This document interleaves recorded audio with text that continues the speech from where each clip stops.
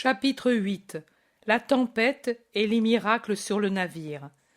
La Méditerranée est une immense étendue d'eau d'un bleu vert qui se heurte furieusement sous la forme de vagues élevées, toutes crétées d'écume.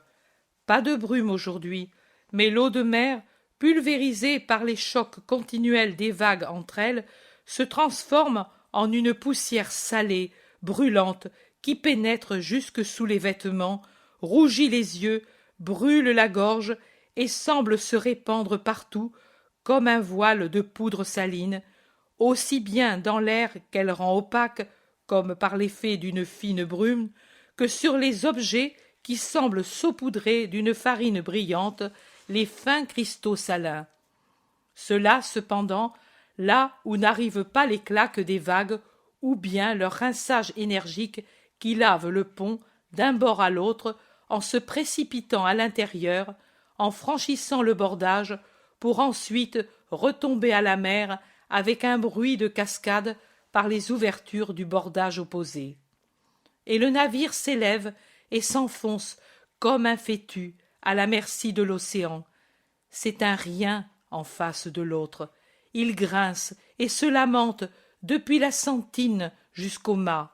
La mer est réellement maîtresse et le navire est pour elle un jouet. Hormis ceux qui sont aux manœuvres, il n'y a plus personne sur le pont, et plus de marchandises, seulement les chaloupes de sauvetage, et les hommes de l'équipage avec en tête Nicomède, absolument nu, entraîné par le roulis du navire, court çà et là aux abris et aux manœuvres rendues difficiles sur le pont toujours inondé et glissant. Les écoutilles bâchées ne permettent pas de voir ce qui se passe sous le pont, mais je ne crois pas qu'il soit tranquille à l'intérieur. Je n'arrive pas à comprendre où l'on est, car il n'y a que la mer tout autour et au loin une côte qui paraît très montueuse, de vraies montagnes, pas des collines. Je dirais qu'il y a déjà plus d'un jour que l'on navigue, car l'on voit clairement que ce sont des heures du matin, puisque le soleil qui apparaît et disparaît sous des nuages très épais vient encore de l'Orient. Je crois que le navire avance bien peu, malgré le mouvement qui l'agite, et la mer semble devenir de plus en plus déchaînée. Avec un bruit terrible, un morceau du mât s'en va, je ne connais pas le nom de cette partie de la mâture, et, en tombant, entraîné maintenant par une avalanche d'eau qui se précipite sur le pont en même temps qu'un vrai tourbillon de vent, abat un morceau du bordage. Ceux qui sont à l'intérieur doivent avoir l'impression de naufrager, et pour le montrer, après un moment, on voit s'entr'ouvrir une porte d'écoutille et se pencher la tête grisonnante de Pierre. Il regarde, se rend compte et referme à temps pour empêcher un torrent d'eau de descendre par l'écoutille entr'ouverte, mais ensuite, après une pause des vagues, il rouvre et saute dehors. Il s'agrippe à des appuis, observe cet enfer qu'est la mer, et pour tout commentaire, siffle et gémit. Nicomède le voit. « Va-t'en » crie-t-il, « ferme cette porte. Si le navire s'alourdit, on coule à fond. C'est déjà bien, si je ne dois pas jeter la cargaison à la mer. Jamais vu une pareille tempête. Va-t'en, te dis-je. Je ne veux pas avoir de terrien dans les jambes.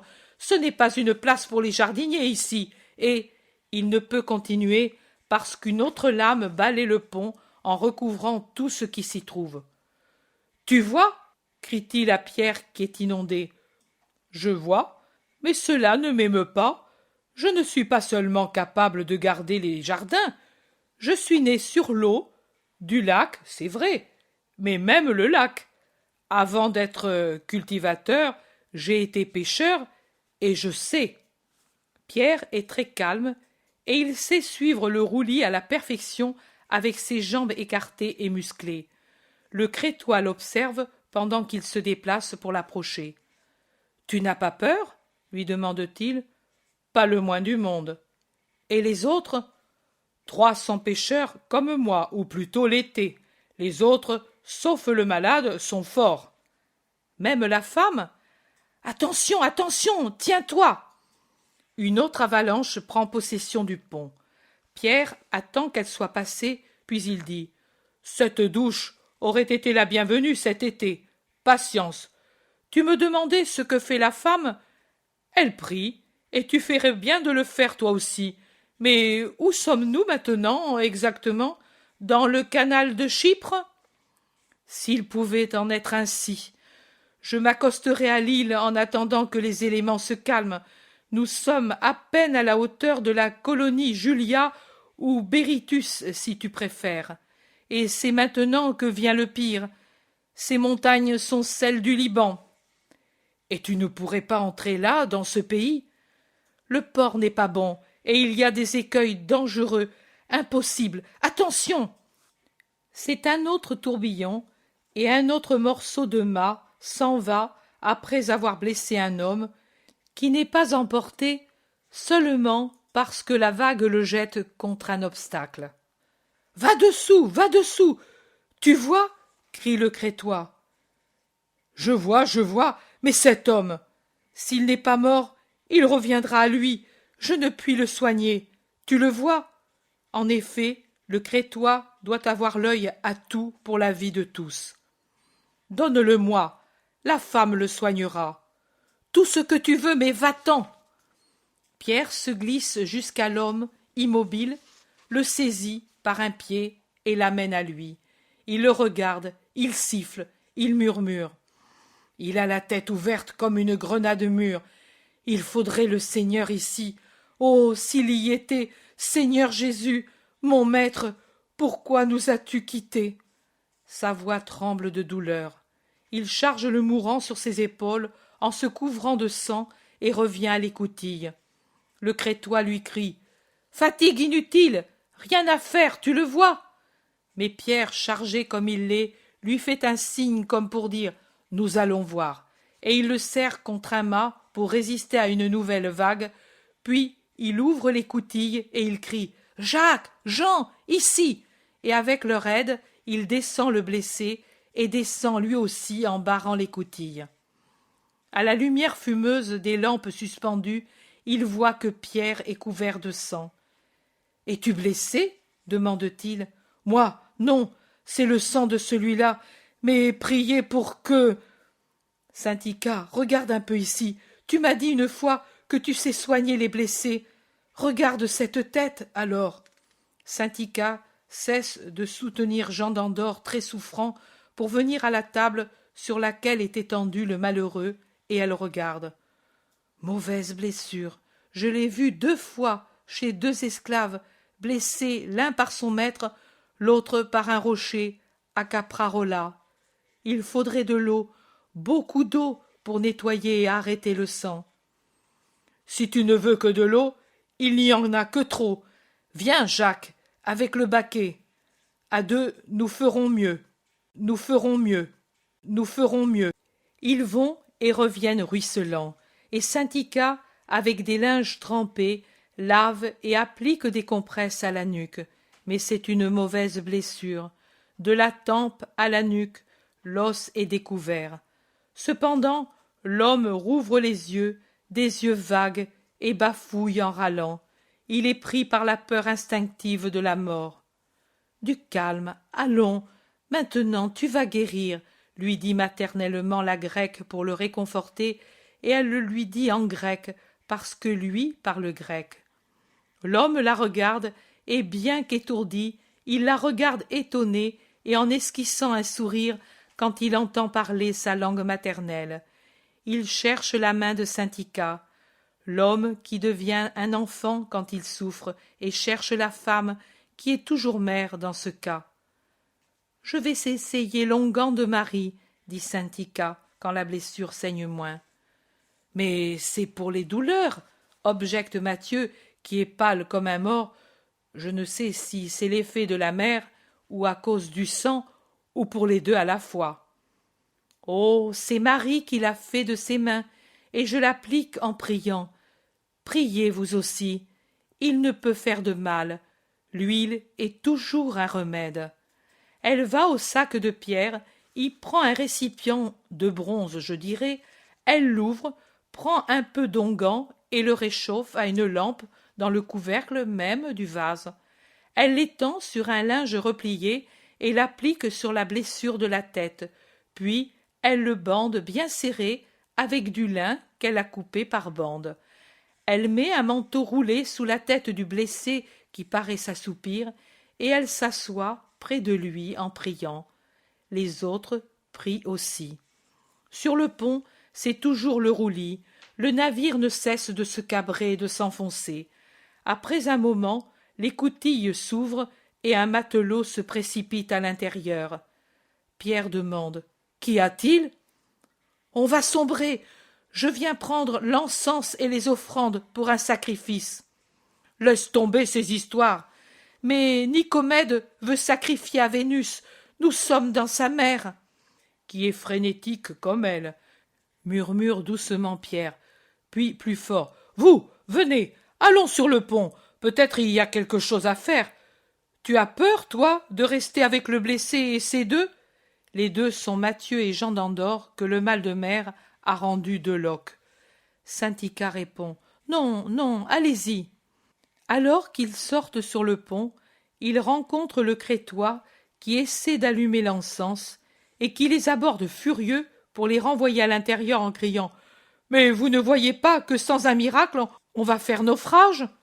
La première fois depuis que je navigue. » Jude d'Alphée murmure: « Fais attention, il va dire maintenant que c'est de nous que vient le maléfice. » Et en effet, l'homme crie plus fort: « Maudits Israélites, qu'avez-vous sur vous, sales Hébreux?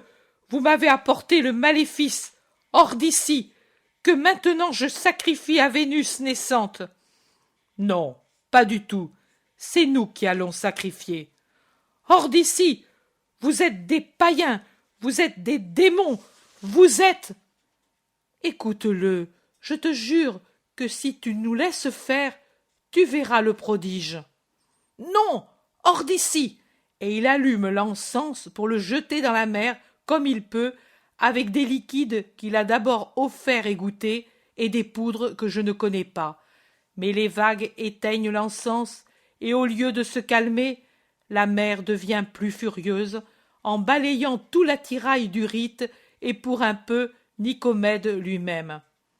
Pierre dit: « C'est une belle réponse que te donne ta déesse. Maintenant, à nous. Nous aussi nous en avons une, qui est plus pure que celle-ci faite d'écume, et puis...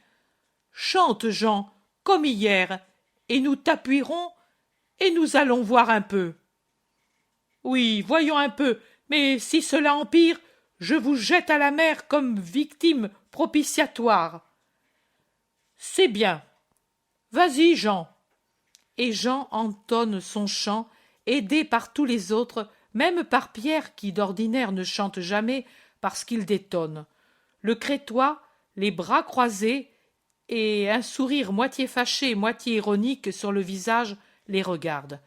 Puis, après le chant, il prie les bras ouverts.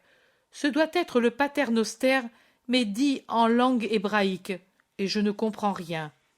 Puis, ils chantent plus fort, et ils alternent ainsi, sans peur, sans s'interrompre, malgré les vagues qui les giflent. Ils ne se tiennent même plus au poteau, et pourtant ils sont pleins d'assurance, comme s'ils ne faisaient qu'un avec le plancher du pont. Et les flots, réellement, perdent de leur violence tout doucement. Ils ne s'arrêtent pas tout à fait, comme le vent ne tombe pas tout à fait. Mais ce n'est plus la furie d'avant, et les flots n'atteignent plus le pont. Le visage du Crétois est un poème de stupeur. Pierre le regarde du coin de l'œil et ne cesse pas de prier. Jean sourit et chante plus fort. Les autres l'aident en dominant toujours plus nettement le fracas, alors que la mer s'apaise en prenant un mouvement normal et le vent un souffle proportionné. « Et maintenant, qu'en dis-tu » ? « Mais qu'est-ce que vous avez dit ? Quelle formule est-elle ? » ?»« Celle du Dieu vrai et de sa sainte servante. Dresse donc les voiles et ajuste-les ici. » Mais n'est-ce pas une île? Oui, c'est Chypre, et la mer est encore plus tranquille dans son canal. Étrange. Mais cette étoile que vous adorez, qui est-ce? Toujours Vénus, non? On dit que vous vénérez. On n'adore que Dieu. Ce n'est pas Vénus, c'est Marie, Marie de Nazareth, Marie israélite, la mère de Jésus, Messie d'Israël. Et cette autre chose, qu'est-ce que c'était? Ce n'était pas de l'hébreu? Non, c'était notre dialecte, de notre lac, de notre patrie. Mais on ne peut le dire à toi, païen. C'est un discours fait à Yahvé, et seuls les croyants peuvent le connaître. Adieu, Nicomède, et ne regrette pas ce qui est allé au fond. Un sortilège de moins pour te porter malheur. Adieu, et es-tu de sel? Non, mais excusez-moi, je vous ai d'abord insulté. Oh, cela ne fait rien, c'est un effet du culte de Vénus. Garçon, allons voir les autres. Et riant joyeusement, Pierre se dirige vers l'écoutille. Le Crétois les suit. Écoutez, et l'homme mort? Mais non, peut-être nous allons te le rendre tout de suite en bonne santé. C'est une autre plaisanterie de nos maléfices. Oh, excusez-moi, mais dites, où peut-on les apprendre pour en avoir de l'aide? Moi, je paierai bien pour cela. Adieu, Nicomède, c'est une longue affaire et qui n'est pas permise. Qu'on ne donne pas les choses sacrées aux païens. Adieu. Porte-toi bien, ami, porte-toi bien.